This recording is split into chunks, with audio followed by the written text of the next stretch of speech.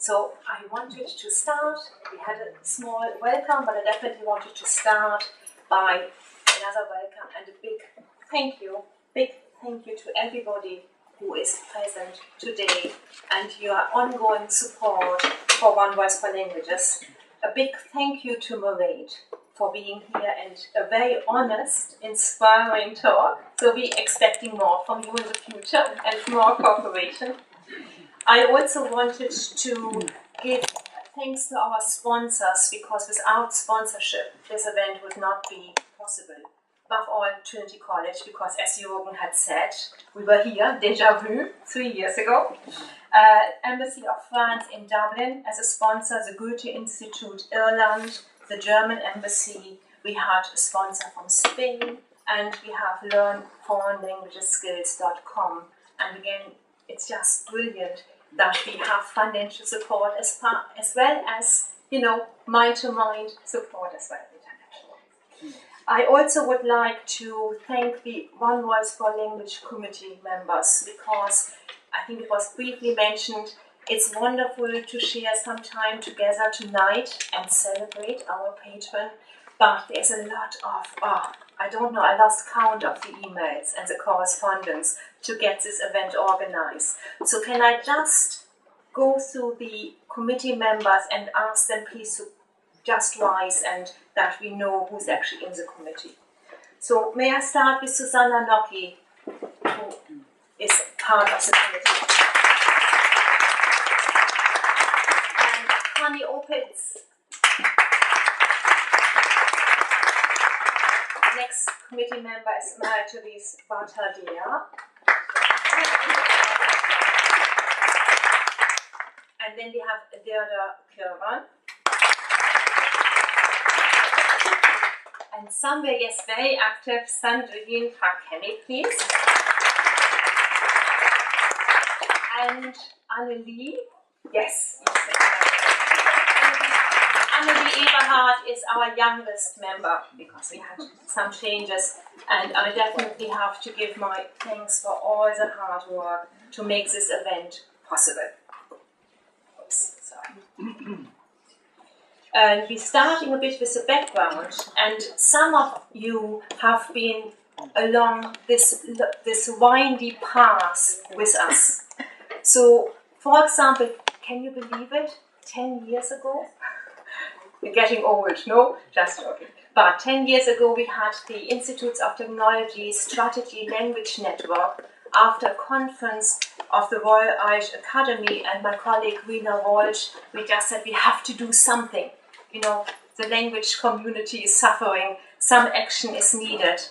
And it was the idea of creating a language association by saying we work with each other for each other, and not the idea each Institute of Technology is in competition with the one next door.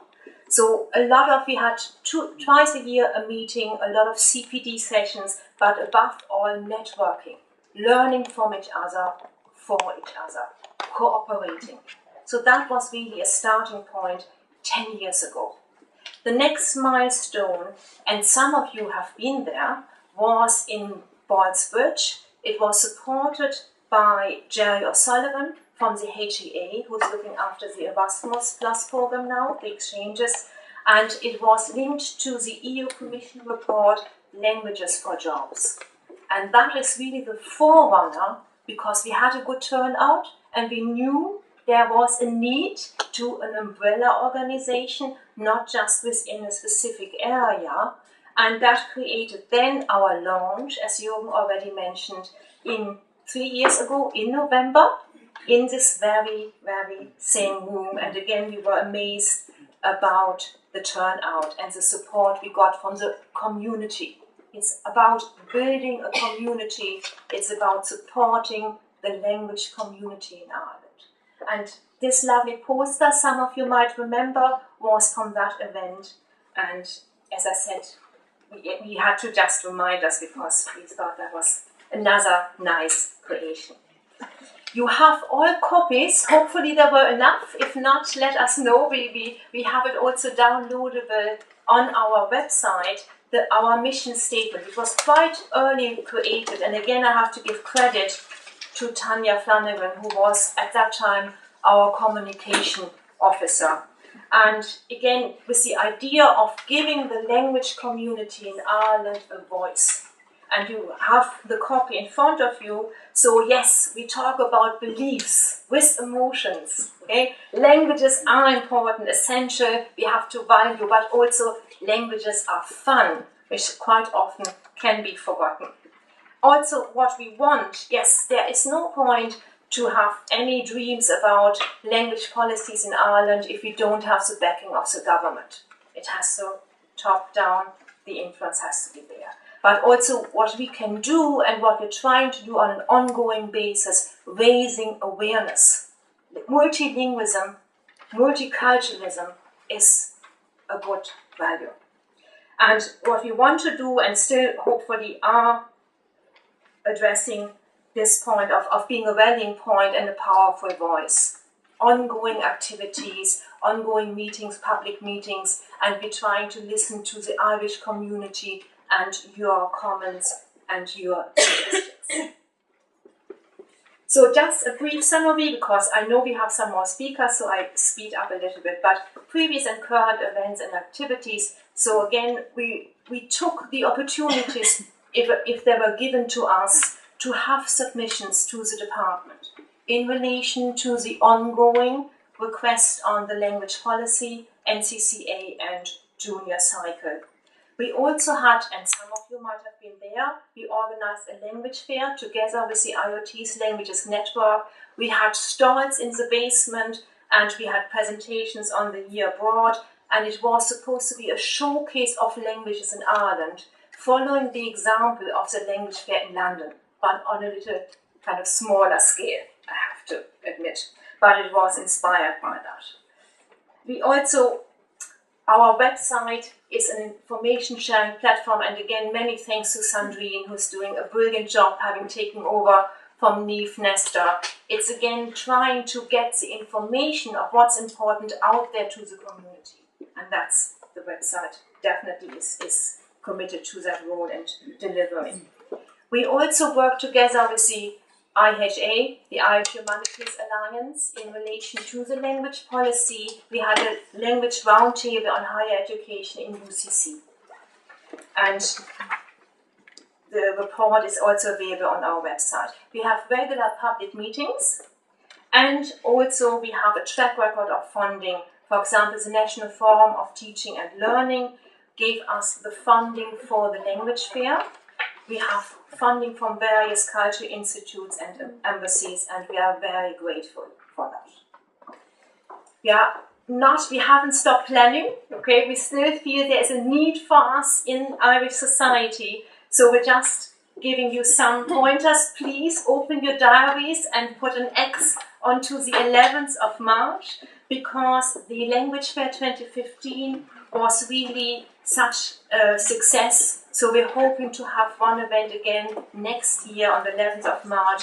Similar setup of stalls, workshops, presentations. We also try to have best practice, taster lessons, study tips and projects. And we're trying to target teachers in secondary schools. For example, the transition year, but not only. So it's a mix of various activities, and it's going to be again in the film base in Temple Bar, because we want to be in the heart of the community and not outside somewhere where it's difficult to access.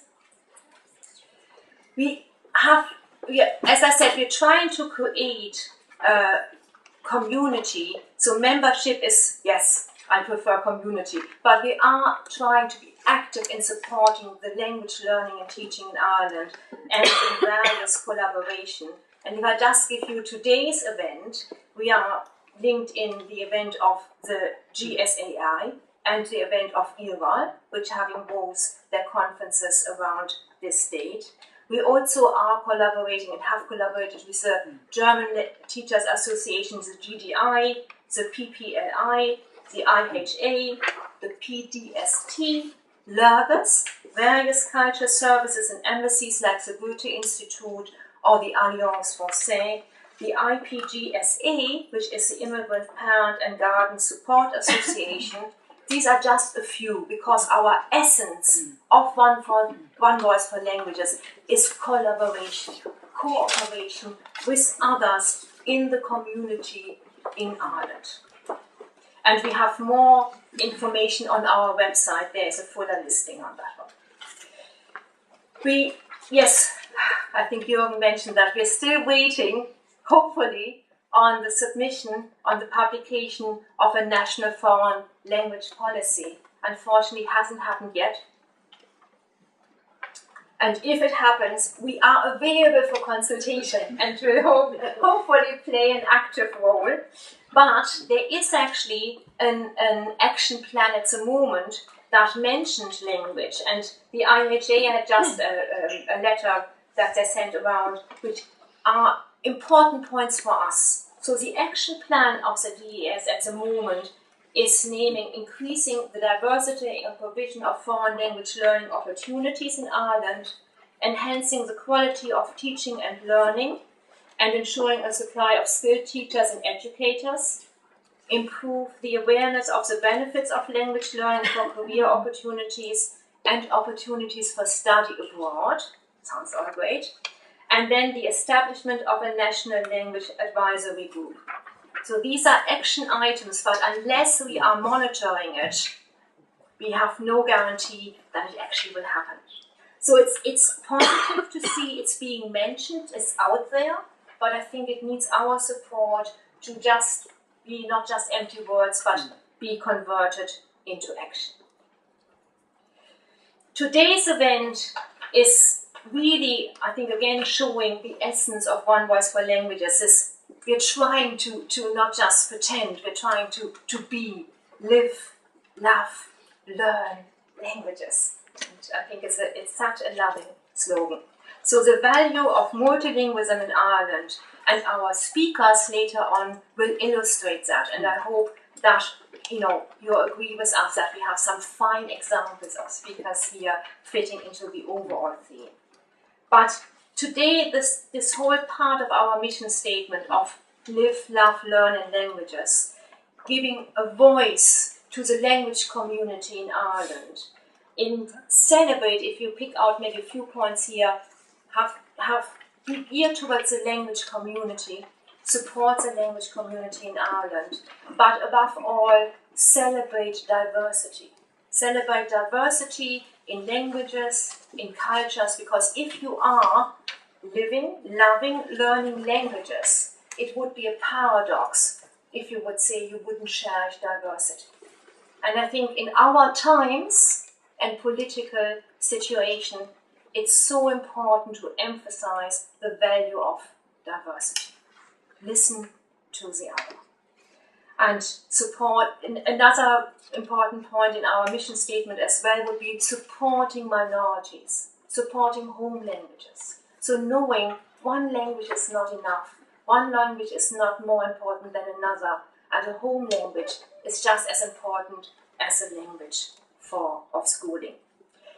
And also today, in relation to our mission statement, cooperating together. So acknowledging from our title, acknowledging a changing face of Ireland, where multilingualism and multiculturalism can be valued. So with your support, it hopefully will be reality and not just empty words. If you are interested to contact us, I just had a summary here and in nice blue. If you want to send us an email, for example, any suggestions you have in relation to the language fair next year, all comments are more than welcome, because that's what we're for. We are trying to be your voice. We're trying to organize activities on your behalf. Otherwise, there would be no point for us being here. Our speakers, I'm so delighted with all the obstacles of a Friday evening. And one thing we learned, we're not going to have an event on Friday evening again. But you also should have a copy of the program. There is one slight change. Unfortunately, Cora, who is still on your program, and we didn't want to delete her because she had committed to be a speaker and was excited to be here. Unfortunately, due to sickness, she can't join us. But I would like to transfer, to give over to our first speaker, which would be Henry, please.